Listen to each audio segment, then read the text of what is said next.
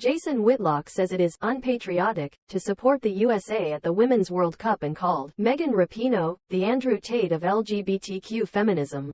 In a tweet about his latest podcast, Whitlock said he is not supporting the USA at the World Cup and hopes they lose the next game on Sunday against Sweden. In the history of sports, no team has needed a comeuppance more than our women's soccer team, he wrote. Rooting against this American nightmare is not unpatriotic.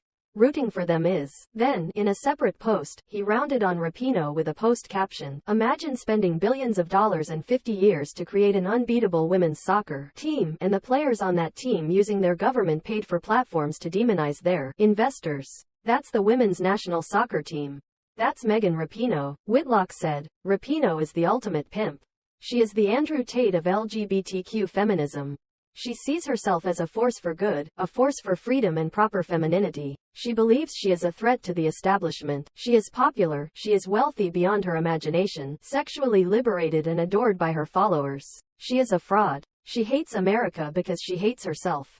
She is toxic. Her attitude pervades the national team. At 38, she is only on the roster to further burnish her brand. The younger players mirror the attitude of the team's biggest star. They have little interest in representing America and competing at the highest level. They want to go viral and cash in on the defeminism pimp game. Don't waste a second questioning your disdain for this team and Rapinoe. They deserve it. We poured everything we had into their success, diminished opportunities for boys and men for their success.